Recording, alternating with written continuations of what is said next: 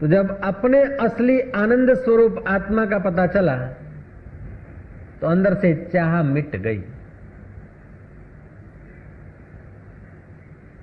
आप थोड़ा प्रयोग करके देखें, ऐसी घड़ी लाए, ऐसा भाव बनाए कि कुछ नहीं चाहिए, कुछ भी नहीं चाहिए, चाहे जो भी हो जाए। ये शरीर माता पिता का दिया हुआ है, मन वासनाओं का है, अंतःकरण। अब इस अंतःकरण को चोट लगे, अपमान हो, शरीर का कुछ कट जाए, बिट जाए, मेरा क्या जाता है? मेरे को कुछ नहीं चाहिए, कुछ नहीं चाहिए। जितना गहराई से आपका अनुभव होगा उतना आपके अंदर अथाह बल, अथाह सामर्थ्य, अथाह सुख छलकने लगेगा। ऑफिस में जाते हैं, अपना स्वार्थ नहीं होता, गांव का या पड़ोस के कल्याण के लिए आप बात करते हैं, तो आपके चित्त की धड़कन एक प्रकार की होती है। और आपको उसमें मान चाहिए, पद चाहिए या कोई ऐहिक लाभ चाहिए, तो आपके चित्त की दशा बहुत नीची होती है, आप गिड़गिड़ाने लगते हैं। और जिस समय आदमी के चित्त में चाह पैदा होती है, उस समय आदमी लघु हो जाता है, छोटा हो जाता है। और जिस क्षण चाह नहीं, उस क्षण अपने को ऊंचा महसूस करता है। ज्ञानी की चाह सदा के लिए निवृत्त हो गई, इसलिए ज्ञानी हर इज्जत वाले से ऊंची इज्जत ज्ञानी की होती है। हर संसार में ऊंचाई से भी ऊंचा ज्ञानी होता है। तो यहाँ अष्टावक्र मुनि कहते हैं, कर्ता समाधि है नहीं जिसमें नहीं विक्षेप है। उस तत्व में, उस शुद्ध स्वरूप में विक्षेप नहीं तो समाधि क्या करे? वो समाधि कर रहा है सो कर रहा है, भोजन कर रहा है सो कर रहा है। मैं भोजन करता हूं ऐसी भ्रांति ज्ञानी को नहीं होती। मैं समाधि कर रहा हूं ऐसी भ्रमणा ज्ञानी को नहीं होती। થાતું કોઈને ધ્યાન હશે તો તેનું પ્રારબ્ધ તેવું હશે, મળતું કોઈને બલૂન હશે તો તેનું પ્રારબ્ધ તેવું હશે। ये बात बहुत सूक्ष्म है और बहुत बढ़िया बात। अब इस बढ़िया श्लोक भगवत गीता के, ये अष्टावक्र गीता के 18वें अध्याय का 28वां श्लोक, इस श्लोक का भाव समझकर हम अगर इसकी ऊंचाई का अनुभव करना चाहें तो महाराज हम संयोग जन्य सुख लेने की इच्छा को छोड़ दें। महाराज इच्छा छूटती नहीं। इच्छा छोड़ने का एक ही उपाय है, संयोग जन्य सुख लेने की इच्छा छोड़ो। सुख लेने की जब इच्छा हो तो वही सुख दूसरों को दो। बढ़िया मिठाई आ गई तो कि औरों को कैसे मिले, सुंदर वस्त्र आ गए कि दूसरों को कैसे मिले। कोई ने आपका मान कर दिया, आदर कर दिया, कि ये आदर दूसरों को कैसे मिल जाए। आप इनको दान कर दो। जो संयोग जन्य, जो बाह्य सुख आते हैं वो अपने घर से ही शुरू करो। बेटे को, पत्नी को, परिवार को, फिर पड़ोस को, फिर गांव को, जितनी आपकी योग्यता बढ़ जाए। सुख लेने की इच्छा छोड़ दो, सुख देना शुरू कर दो। कि बाप जी तो પછી આપણા જીવનમાં શું રહ્યું? સુખ જે હોય બધાને આપી દે તો આપણી પાસે તો દુઃખ જ રહ્યું ને। ऐसा नहीं, ये गलती है हम लोगों की। आपको अगर जो सुख मिलता है वो दूसरों को दोगे तो आपके पास दुख नहीं बचेगा। सुख देने वाला सुख का दाता होता है। आप खेत में जौ फेंको तो जौ, चावल फेंको तो चावल, और बाजरी फेंको तो बाजरी लौट के आती। ये कलयुग नहीं करयुग है। एक हाथ ले और एक हाथ दे, सुबह कर और शाम को ले। जय जय। ये मियां कलयुग नहीं करयुग है। राम तीर्थ सुनाते हैं भजन,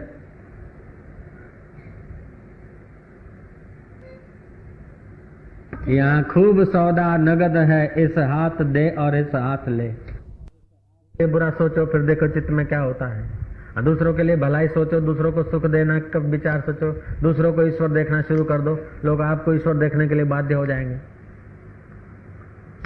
दूसरों को बेवकूफ देखना सोच लो, आपको भी लोग बेवकूफ मानने लग जाएंगे। अगर विश्वास नहीं तो करके देख लो। अगर थोड़ी भी समझ है तो किसी की मृत्यु से आप अपनी इस देह की मृत्यु को याद कर लीजिए। किसी के धन क्षय से आपका भी कभी धन क्षय हो सकता है, किसी का जवानी क्षीण हो गई है तो आपकी भी जवानी क्षीण हो सकती है, होगी ही। किसी का बेटा जाता है, किसी का बाप जाता है, तो आपका भी कोई न कोई कभी न कभी जाने वाला ही है। जो कभी न जाए उस राम से अगर तुम्हारी मुलाकात हो जाए तो बेड़ा पार हो जाएगा। जो कभी तुम्हारा साथ न छोड़े उस अंतर्यामी राम के साथ तुम्हारा प्रेम हो जाए। अरे जरूरी नहीं कि प्रेम साधु कर सकता है, त्याग साधु ही कर सकता है, ये जरूरी नहीं है। त्याग तो गृहस्थी वेश में भी कर सकता है, साधना तो गृहस्थी भी कर सकता है। गृहस्थी वेश में भी कोई साधु हो सकता है, साधु वेश में भी कोई साधु हो सकता है, सम्राट के वेश में भी कोई साधु हो सकता है, भिखारी के वेश में भी कोई साधु हो सकता है। साधु कोई साधु वेश की ही प्रॉपर्टी नहीं है, त्याग कोई साधु का ही धन नहीं है। त्याग तो चाहे जो चाहे वो कर सकता है। देहाध्यास का त्याग करना ये सबके हाथ की बात है, और परमात्मा को प्रेम करना ये सबके हाथ की बात है। परमात्मा को व्यंजन देना गरीबों के हाथ की बात नहीं है। परमात्मा को ऊंचे ऊंचे पदों से, श्लोकों से संतुष्ट करना ये अनपढ़ व्यक्तियों के हाथ की बात नहीं है। परमात्मा को दधी, मिश्री, मक्खन का भोग लगाना ये शायद सबके हाथ की बात नहीं है, लेकिन परमात्मा को अपने प्रेम को, अपना प्रेम अर्पित करना, परमात्मा को स्नेह की निगाहों से निहारना, ये सबके हाथ की बात है। वो कर सकते हो, आपके वश की बात है। परमात्मा को स्नेह करना कठिन भी नहीं है। संसारी को स्नेह करोगे तो उसकी इच्छाएं पूरी करते करते नाक में दम आ जाएगा, और परमात्मा को स्नेह करोगे तो परमात्मा को तो कोई इच्छा ही नहीं, परमात्मा को स्नेह करोगे तो परमात्मा तुम्हें परमात्मा रूप में जगा देगा। ज्ञानी की सेवा करना आसान है, लेकिन उसको खुश करना कठिन है। परमात्मा की सेवा करना आसान है, उसको खुश करना कठिन है। अज्ञानी को खुश करना आसान है, लेकिन उसकी मांग पूर्ण करना कठिन है। अज्ञानी की सेवा करना कठिन है, खुश करना आसान है। उसको थोड़ा सा पोलसन लगा दो, वाह भाई वाह, खुश हो जाएगा। भगवान को पोलसन से खुश नहीं कर सकते, संत को पोलसन से खुश नहीं कर सकते। संत और भगवान प्रेम से प्रसन्न होते हैं, और मूर्ख लोग पोलसन से प्रसन्न होते हैं। पोलसन माना समझते हैं ना, मक्खन से, मस्का से। ईश्वर को मस्का नहीं, कई लोग जाते हैं मंदिर में, ईश्वर को मस्का लगाते हैं। हे भगवान तू दीन दयाल है, हे भगवान मैं कुछ नहीं, हे भगवान मेरा इतना कर दे, मैं तेरी शरण हूं, मैं नादान हूं, अनाथ हूं, हे अनाथों के नाथ प्रभु तू ये दे दे वो दे दे। बाहर आते कोई कह दे हे अनाथ, हे दीन, तो देखो फिर उसकी क्या हालत करते हैं हम लोग। तो हम ईश्वर के आगे पोलसन लगाने गए थे, और फिर जब देखो तो मंदिरों में, मस्जिदों में, आश्रमों में भक्त तो गिने गिनाए मिलेंगे, बाकी के मिलेंगे भिखारी। मंदिर में भी जाएंगे तो ये दे दे ये दे दे, जो दिया है वो कम है क्या? जो दिया है उसका तूने उपयोग किया क्या? तेरे को इतना सुंदर मन दिया, सुंदर तन दिया, सुंदर आंखें दिखी दी, सब जगह उसकी महिमा और गरिमा को निहारने के लिए, सुंदर कान दिए साधु संतों के वचन सुनने के लिए, सुंदर जीवा दी हरिबोल करने के लिए, इसका तूने सदुपयोग किया नहीं, और तू कंकड़ पत्थर मांग रहा है कि ये दे दे। मेरी भी शादी हो जाए, दुआ करो सब मिलके, जिनकी हुई उनका क्या हाल हुआ है? ओम ओम ओम ओम।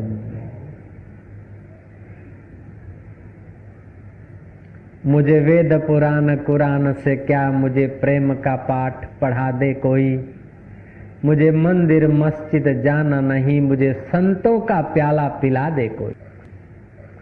जहां ऊंच और नीच का भेद नहीं, जहां जात और पात की बात नहीं, न हो मंदिर मस्जिद चर्च जहां, न हो पूजा नमाज में फर्क वहां।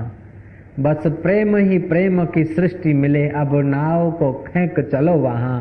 मुझे वेद पुराण कुरान से क्या, कोई मुल्ला कहे तो क्या, कोई पंडित कहे तो क्या, कोई धनवान कहे तो क्या बड़ी बात हो गई। किसी ने निर्धन भी कह दिया तो क्या फर्क पड़ता है, किसी ने बेवकूफ भी कह दिया तो क्या फर्क पड़ता है, किसी ने विद्वान भी कह दिया तो क्या फर्क पड़ता है।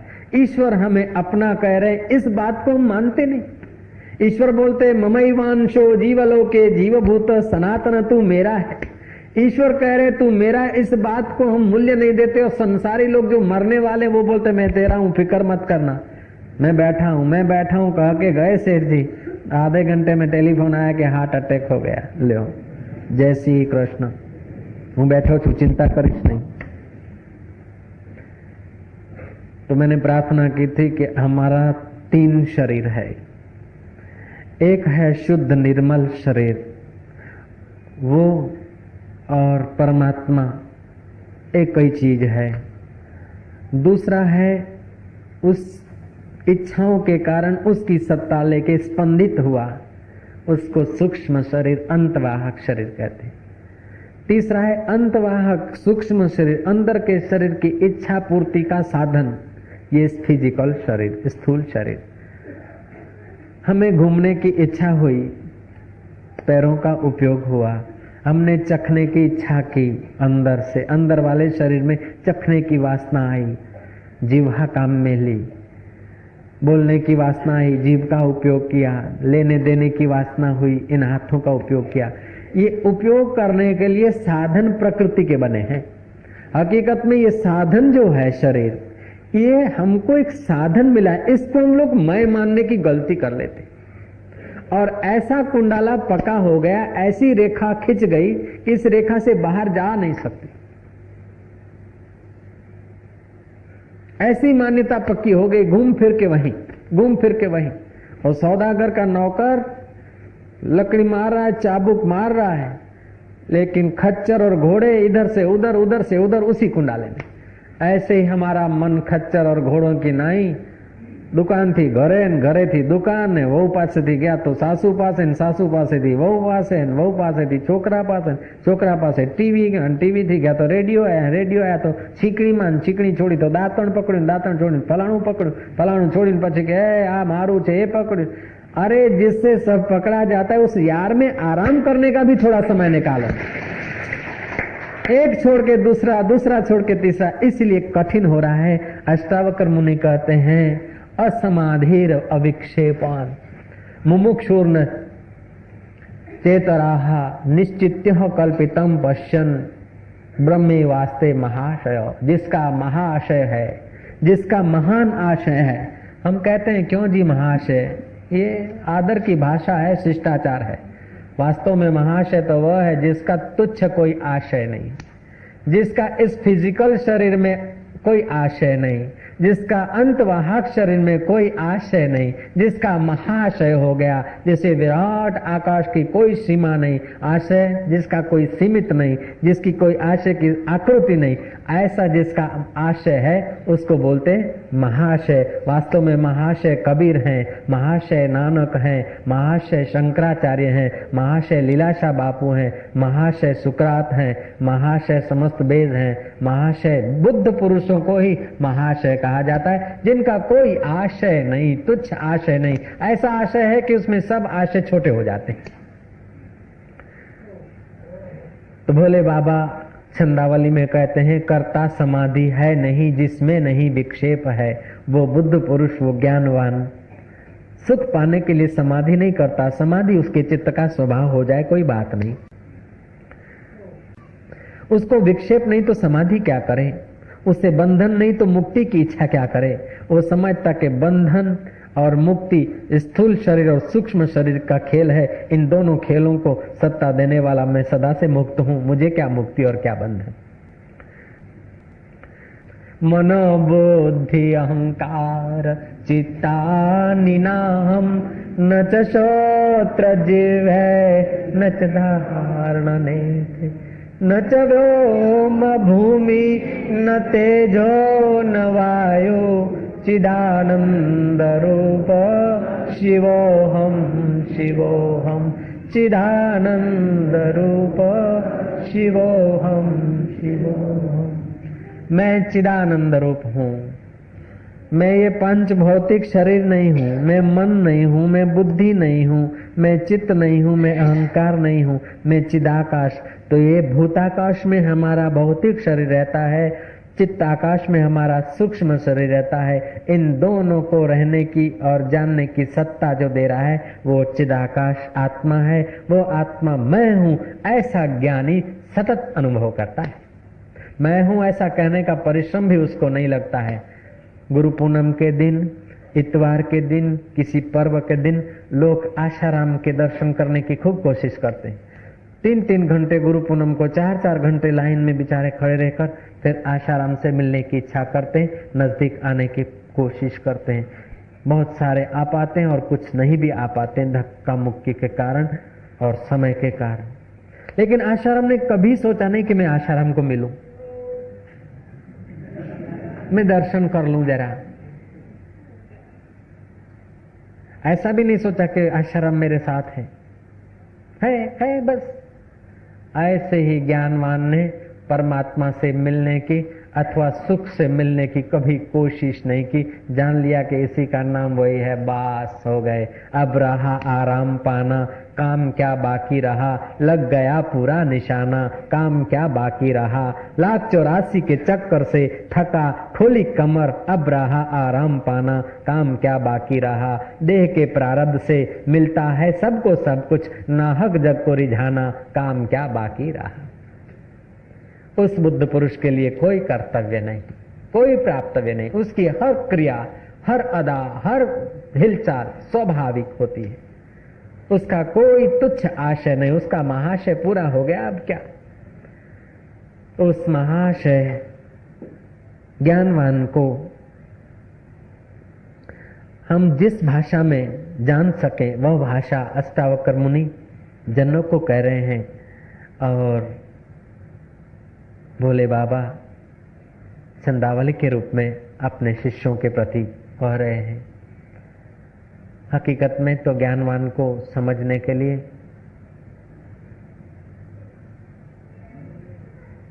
हमें भी उस ज्ञान की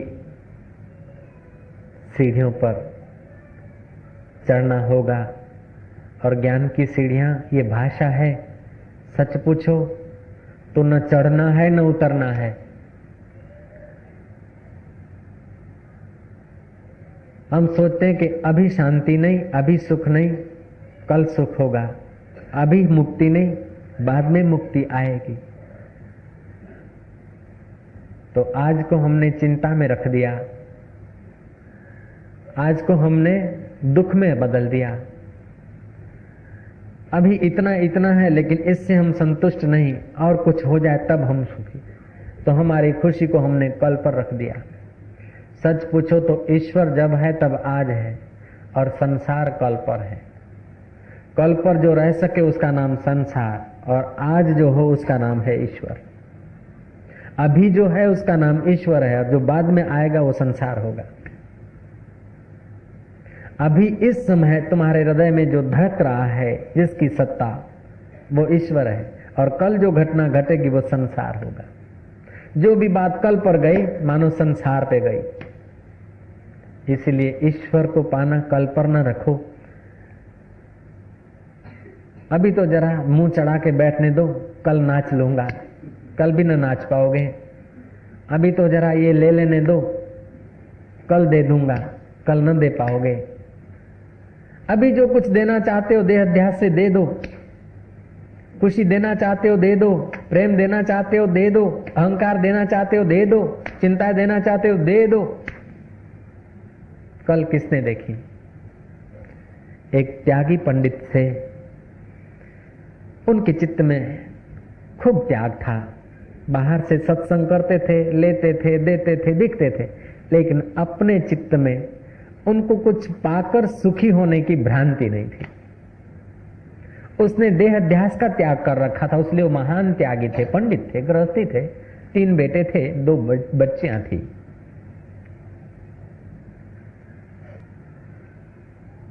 वह चतुर्वेदी पंडित अष्टावक्र की भाषा को समझ गए थे, गुरुओं के उपदेश को। वो आज पर ही निर्भर रहते थे, कल की कल्पना वे नहीं कर पाते थे।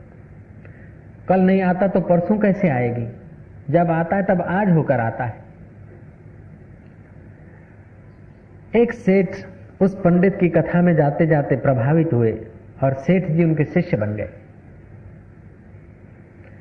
और सेठ जी को जब शांति और आनंद का एहसास होने लगा तो सेठ ने कहा कि कृतज्ञ नहीं होना चाहिए, जिससे कुछ पानी का प्याला भी मिलता है तो उसको भी धन्यवाद देना पड़ता है, उनको भी कुछ बदले में मौका मिले तो पानी के 4 प्याले अर्पण करने चाहिए। तो मुझे इतना सुख मिला, इतनी शांति मिली, मैं पंडित जी का आभारी हूं, कुछ सेवा का मौका ले लूं। पंडित जी को कहा कि गुरुजी आज्ञा करो, कोई सेवा। बस बोले, सेवा जो मंत्र दीक्षा दिया है उसका जप करो, संसार की आसक्तियां छोड़ो, जो मिटने वाला, जो पहले नहीं था और बाद में नहीं रहेगा, वो धन दौलत अभी भी नहीं है ऐसा समझकर उसका उपयोग करो। पहले तुम आए थे तो नहीं था तुम्हारे पास, इस जन्म के पहले ये चीजें तुम्हारे पास नहीं थी और मरने के बाद नहीं रहेगी तो अभी भी नहीं है, ऐसा समझ के संसार में व्यर्थ हो। इसीलिए वो रामायण की साखी फिर दोहराना पड़ता है, ईश कृपा बिना गुरु नहीं, गुरु बिना नहीं ज्ञान, गुरुवर गुरु बिना नहीं ज्ञान, ज्ञान बिना आत्मा नहीं, गावहि वेद पुराण। ज्ञानी समाधि रहित होने से मुमुक्षु नहीं है, संसारी तो नहीं है, साधक भी नहीं है, जिज्ञासु भी नहीं है और मोक्ष की उसको इच्छा नहीं, क्योंकि वो मोक्ष स्वरूप स्वयं हो गया। इसलिए ज्ञानी समाधि रहित होने से मुमुक्षु नहीं और द्वैत भ्रम के अभाव से वह बद्ध नहीं है। द्वैत माना अनेक, एक परमात्मा में अनेक देखने की भ्रांति उसकी टूट गई, इसलिए उसका बंधन भी नहीं, उसको बंधन भी नहीं, वो बद्ध भी नहीं, परंतु निश्चय करके इस सब जगत को कल्पित समझता हुआ ब्रह्मवत स्थिर रहता है। वो ब्रह्मवेता ब्रह्म रूप होकर संसार में विचरता है, संसार को स्वप्न समझता है ही स्वप्न।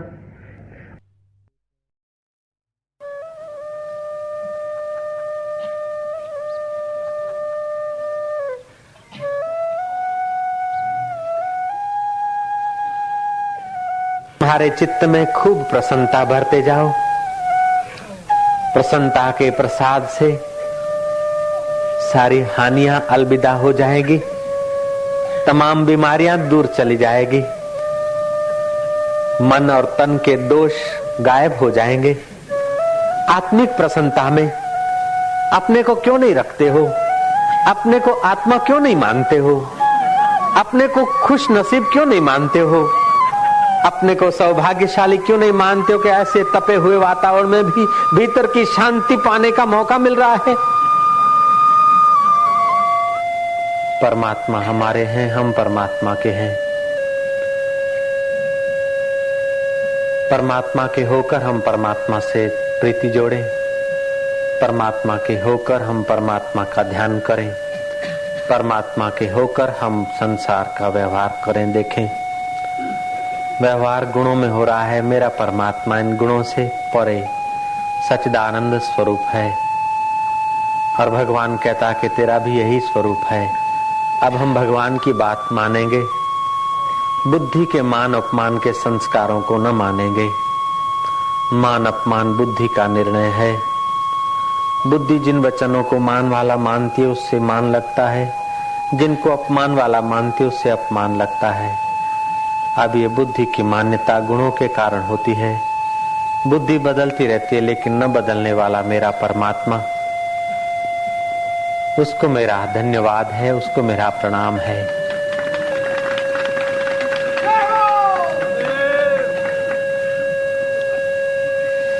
निर्गुण रोटी सबसे मोटी उसका भोग लगाता है। निरंजन वन में साधु अकेला खेलता है। तन की कुंडी मन का सोटा हरदम बगल में रखता है। 5-25 मिलकर आए उनको घोट पिलाता है। निरंजन वन में साधु अकेला खेलता है। अंजन माना इंद्रियां, जहां इंद्रियों की पहुंच नहीं। इंद्रियों की पहुंच गुणों में होती है, इंद्रियों की पहुंच पदार्थों में होती है। जहां इंद्रियों की पहुंच नहीं, वह निरंजन वन, अपना आत्मा, अपना राम। निरंजन वन में साधु अकेला खेलता है। तन की कुंडी, जैसे आप कुंडी से काम लेते हैं, सोटे से काम लेते हैं, ठंडाई घोटते हैं, ऐसे वो आत्मज्ञानी अन्न आरंभ वाले महापुरुष अपने सुख के लिए कोई आरंभ नहीं करते हैं। उनके तन और मन के द्वारा कर्म होते हुए भी अपने को कर्ता मानकर परेशान नहीं होते। तन की कुंडी, मन का सोटा हरदम बगल में रखते हैं। कबीर जी कहते हैं, निरंजन वन में साधु अकेला खेलता है। तन की कुंडी, मन का सोटा हरदम बगल में रखता है। 5-25 मिलकर आए, उनको घोट पिलाता है। निरंजन वन में साधु अकेला खेलता है। बक्खड़ माथे गौ वियाई, उसका दूध विलोता है। ध्यान समाधि करते करते ऊपर के केंद्रों में जाता है। सुषुम्ना नाड़ी रूपी गौ बिहाती है। गौ बिहाती तो दूध देती है, ऐसे सुषुम्ना नाड़ी का द्वार खुलता है तो शांत और निर्विषय आनंद प्रकट होता है। बक्खड़ माथे गौ वियाई, उसका दूध विलोता है। माखन माखन साधु खाए, छाछ जगत को पिलाता है। शुद्ध सुख हम लोग अनुभव नहीं कर सकते, झेल नहीं सकते, हजम नहीं कर सकते। उसलिए शब्दों का, कीर्तन का, अमुक साधनों का अवलंबन लेकर वो सुख के कणियां हम पर बरसाते हैं। माखन माखन साधु खाए, छाछ जगत को पिलाता है। निरंजन वन में साधु अकेला खेलता है। 5-25 मिलकर आए, उसको घोट पिलाता है। निरंजन वन में साधु अकेला खेलता है।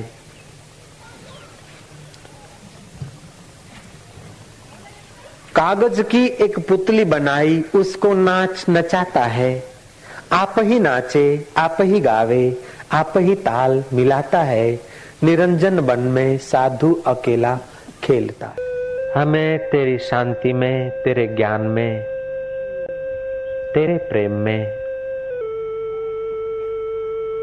तेरे प्रसाद में, तेरे रस में प्रवेश मिल जाए, तेरी शांति में प्रवेश मिल जाए, तेरे प्रेम में प्रवेश मिल जाए। अभागे विषयों ने हमें आकर्षित कर दिया, नश्वर पदार्थ और संसार के व्यवहार ने हमारी कीमती आयुष्य लूट ली है। हे प्राणी मात्र के सुहृद, अब मेरे उर आंगन में तेरे ज्ञान, तेरी भक्ति, तेरे प्रेम से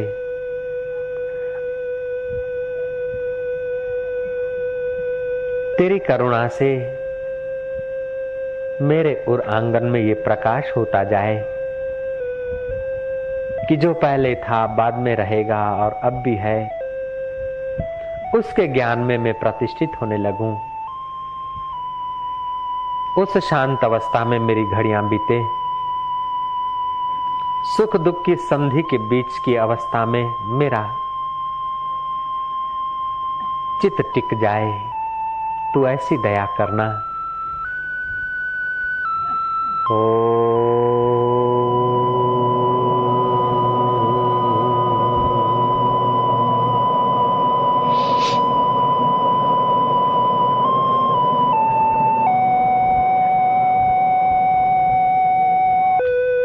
जिसमें योगेश्वरों का मन शांत होता है, हम उसी परमात्मा के ध्यान में तल्लीन होते जाएंगे। जिसमें शुकदेव महाराज सराबोर हुए थे, जिसमें नामदेव खो जाते थे, जिसमें मीरा प्रेमा भक्ति के द्वारा डूब जाती थी, जिस चैतन्य में गौरांग तन्मय हो जाते थे, जिस परमात्मा की पराभक्ति में अष्टावक्र मुनि और राजा जनक प्रतिष्ठित हो गए। ऐ मेरे मन तू उसी में शांत होता जा।